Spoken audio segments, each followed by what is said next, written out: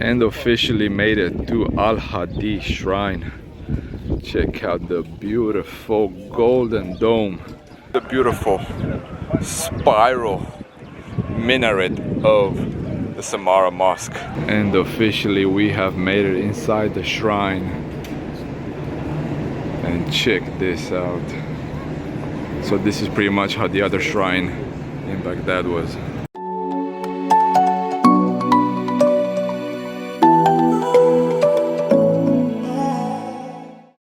What is happening, everyone? Welcome back to a brand new episode. Still in Baghdad, Iraq here. Just woke up, had a breakfast. A lot of breakfast. I'm gonna show you guys in a different video how much food they'll serve you at the hotel, at the Andalus hotel where we're staying. But just nearby, I just saw in the previous episode, there's a beautiful, beautiful mosque here, and decided to walk the breakfast off a little bit before heading over to Samarra today. So yeah, this episode is gonna contain a few things from Samarra, a few things from Baghdad, and a few things along the way here. So yeah, hopefully we can get some footage inside the shrines here. The chaotic traffic in Baghdad, as always, but the views of the mosque between the palm trees are just sensational. Walking in this roundabout, it's actually closed. Probably gonna come here later in the day as well, when the sun is pointing towards the mosque, so we can get some better views. This square is actually under construction. Heading over right now back to the hotel. Just wanted to show you guys a few more glimpses of daily life in Baghdad.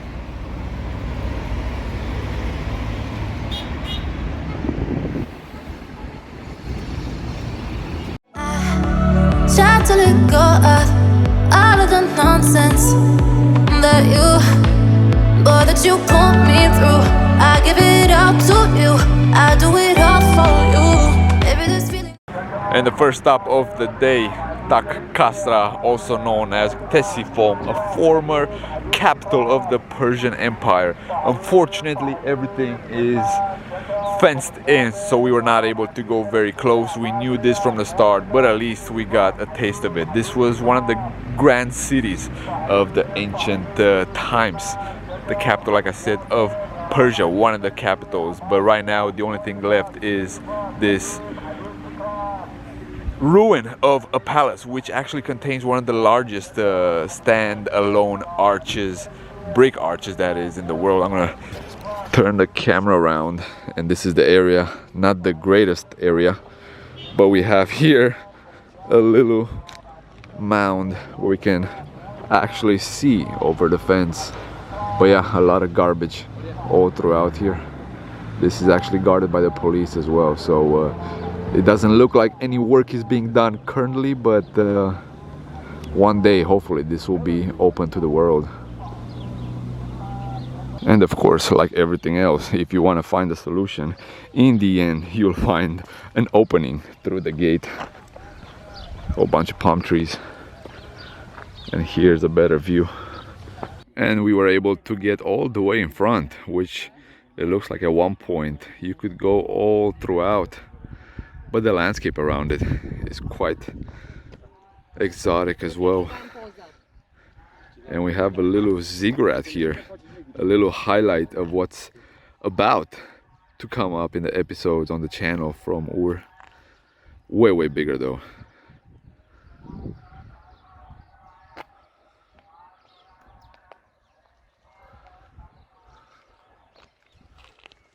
So a few more things about Iraq in general while I'm heading to the car.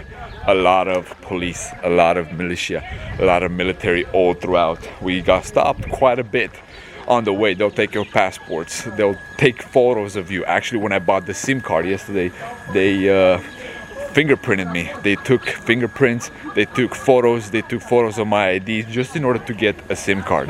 Yeah, so that was the first time I got fingerprinted when I wanted to buy a SIM card for my phone. But yeah, that's the nature of Iraq. It's a little bit stressful at times, but it's all worth it in the end. So putting for the first time gasoline in Iraq, and it's actually $4.50 per liter, so that makes it like a third of a dollar. That makes it like 30 cents, which is quite nice, you know. That's why a lot of people drive big cars here. The other stop of the day, after a few checkpoints, that is actually 6 checkpoints, we have made it to the beautiful spiral minaret of the Samarra Mosque. This is the only thing left of the mosque. Here you have the walls. I'm actually gonna turn it around. This is the remaining part of the mosque. It was actually bombed way back in the day, and this is the only thing left. But this is what represents Samarra, the spiral minaret, the Babylon Tower. Even though it's not, it's the only thing that's actually spiral and reminds you of the Babylon Tower. So right after we're gonna finish taking photos at the bottom, we're gonna go all the way up. Superb. Again, one of the most unique minarets that you can find anywhere around the world. These are the only two. Another mosque here in Samarra has it, which is about half this size, like I mentioned. But yeah, this is the one. It has over, I think, 52 meters or so. Superb. And yeah, the mosque just around here will be constructed. It will be refurbished. This was the capital at one point of the Abbasid Empire. But yeah, it used to have one of the largest domes. But like I said, it was bombed. So hopefully one day the colossal dome will reappear over the lands of Samarra. Everything else is deserted, nothing else to see. There's another main mosque here, which is actually a shrine, and hopefully we can take some indoor shots there. We were not able to take some shots of the shrine in Baghdad, even though that was one of the most amazing shrines that I have seen in my life, and one of the most unique buildings that I have seen. So much glitter, so many mirrors, so much shining, if I can put it that way. But yeah, unfortunately no photos, no videos, because they took our cameras, they took our external batteries, they took everything at the door.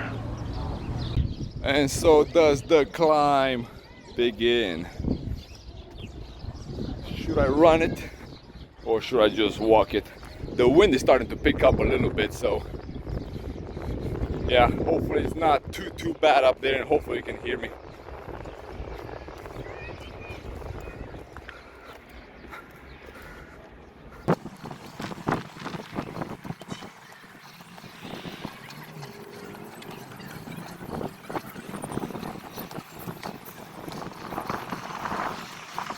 Not all the way up yet, but decided to show you guys a glimpse of the next attraction in the episode, the Shrine of Samarra, which you can tell.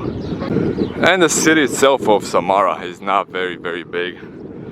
What you see here is pretty much it. And again, you have to go through quite a bit of checkpoints in order to reach Samarra.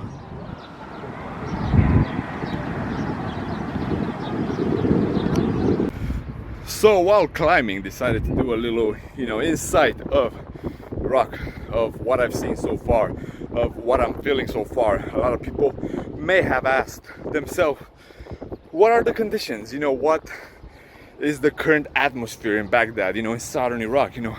We have seen people traveling to Kurdistan, way up north, but not many people in Baghdad.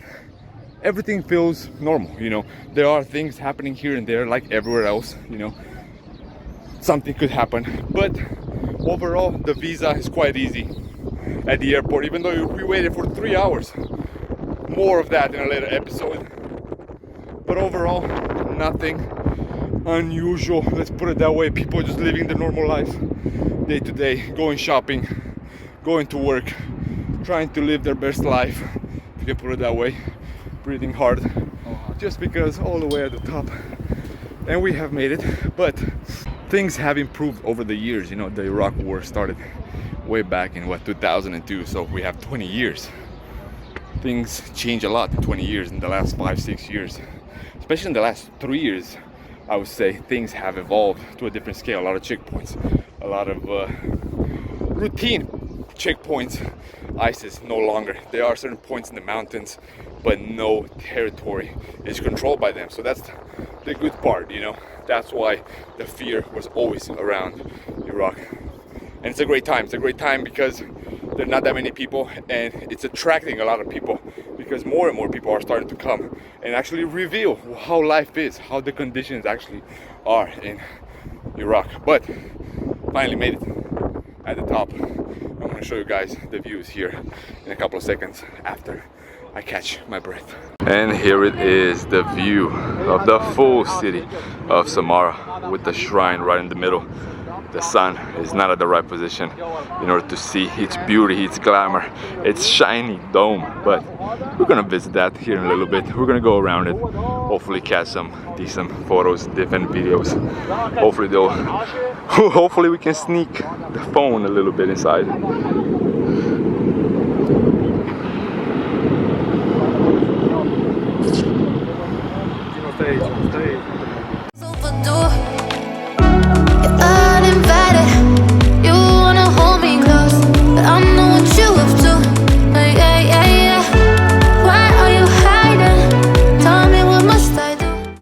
How do you make fresh bread in Iraq? How are you? Good morning, good afternoon.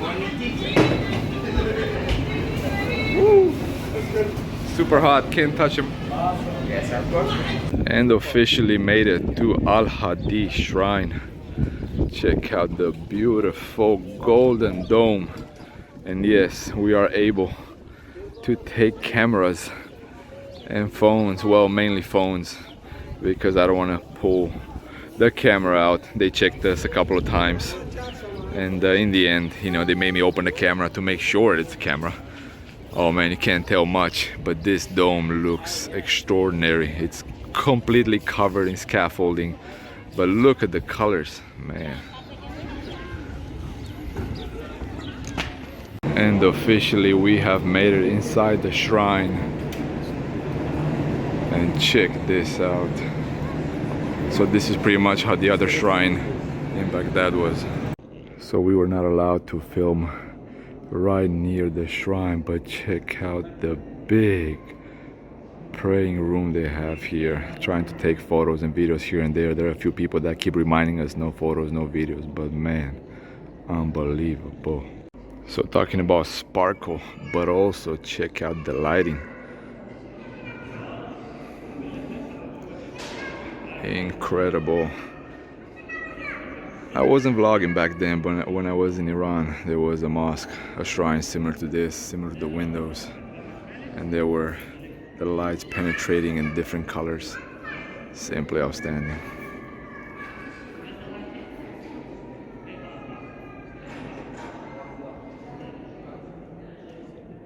Come to you. You're mine, mine, mine. It's right, right, right. It's right, right, right, right now. Why are you hiding? Tell me, what must I do? Come to you, come to you.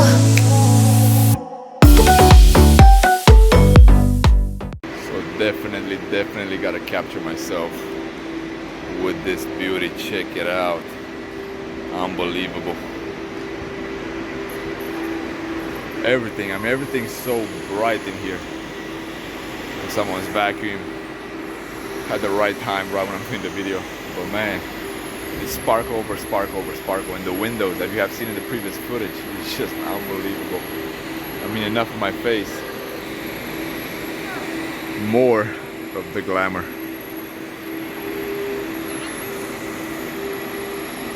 The sun is really bright, but yeah, in the end they took my other camera. I had to put it here where the shoes are, and I filmed everything on the phone.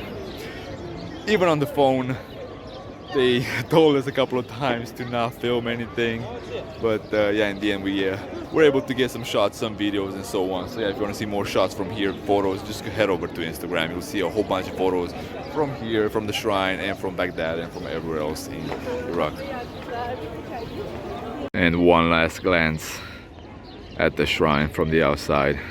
Actually, I've been asked multiple times, not sure if it's because of the turquoise shirt that I'm wearing, if I'm from Iran. The way I look, maybe, I have no idea, but this was the 4th time since I entered the shrine that question was popped, either by military, either by the security people, even by the people inside the shrine. But yeah, this is how it looks on the other side. The women leave their stuff there, the men leave their stuff here, and that's where the exit is. And the dome that's under reconstruction. But yeah, beautiful indeed. We're gonna see a couple more in Karbala and Najaf. So yeah, stay tuned for later footage from other shrines in Iraq. And downtown Baghdad, we have the Save Iraqi monument, which is a monument with a weird person holding down, you know, the cuneiform writing was invented here in Sumeria way back in the day. Not sure exactly why they chose the character on the left. Pretty nice abs though. But yeah, this is where stories began. You know, the story of Gilgamesh was put down for the first time. You know, the big flood that we have seen afterwards, and a whole bunch of cultures all throughout the world. But yeah.